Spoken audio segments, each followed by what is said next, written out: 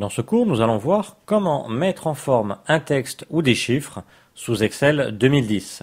C'est-à-dire comment les mettre en gras, en italique, souligné, changer sa police, changer la taille des caractères, la couleur de la police, la couleur de fond, comment les aligner et notamment donc comment aligner par exemple un titre, comment le centrer par rapport à l'ensemble du tableau.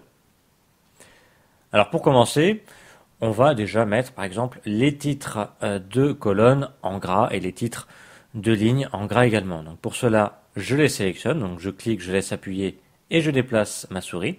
Automatiquement, la première cellule que vous sélectionnez reste en blanc, mais vous voyez, elle est quand même encadrée, elle est quand même prise en compte.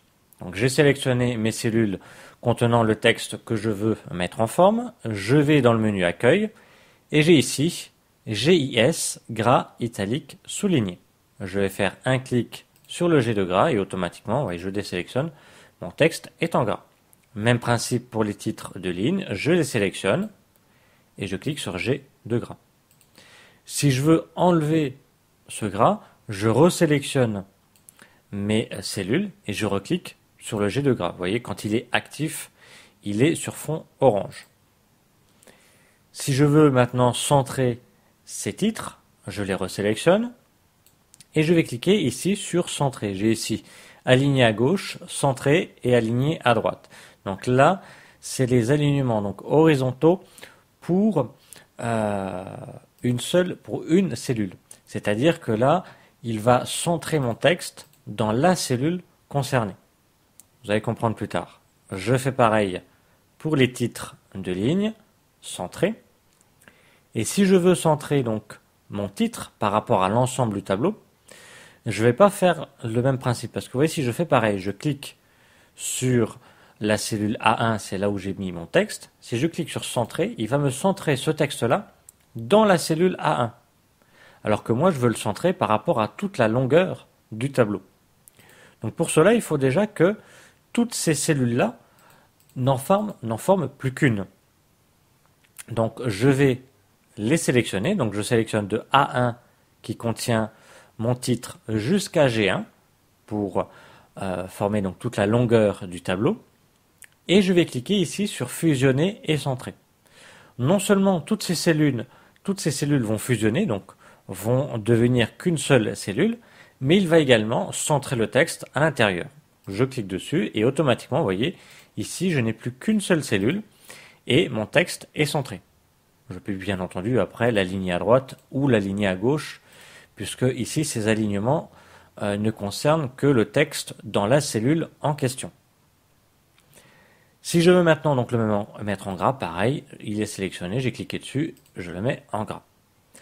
Si je veux changer sa police, ici vous avez les différentes polices de caractères ici. Je vais cliquer sur le petit triangle, actuellement il est écrit en calibri, je clique sur le triangle et j'ai une liste ici de polices. J'ai un ascenseur ici pour faire défiler et je vais cliquer après sur la police que vous voulez. Alors, en passant la souris dessus, on voit l'aperçu se changer par ici. Donc, comme j'ai ma liste qui masque en majorité mon titre, on le voit pas très bien, mais vous voyez ici le 11 mai, quand je passe sur différentes polices, vous voyez que on a l'aperçu qui s'actualise. Donc je n'ai plus qu'à cliquer sur la police que je veux et le texte a bien été changé, vous voyez, le nom de la police a changé. Si je veux changer sa taille, elle se trouve juste à droite. Ici, la police est écrite en 11. Elle varie suivant le style d'écriture, suivant la police. Je clique sur le petit triangle et je vais pouvoir choisir une autre taille d'écriture. Je vais la laisser, moi, en 12. Si je veux changer sa couleur, j'ai ici la couleur de la police, c'est le A. Si je clique directement sur le A, il va me mettre ce texte-là en rouge, puisque c'est la couleur qui est en dessous le texte. Voyez ?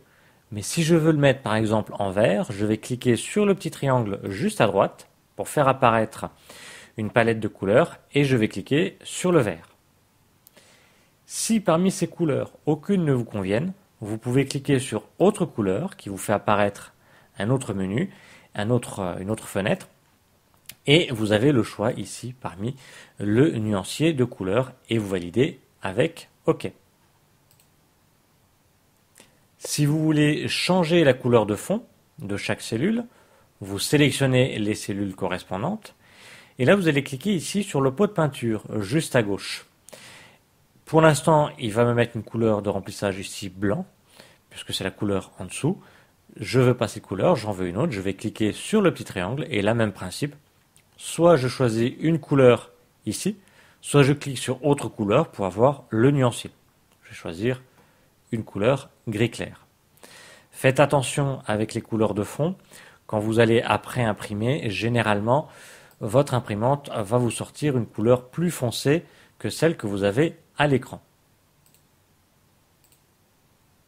Voilà, nous avons vu comment mettre en forme un texte ou des chiffres. C'est le même principe pour les chiffres, je les sélectionne et je fais centré, gras, italique, souligné. Donc nous avons vu comment mettre en forme un texte ou des chiffres sous Excel 2010.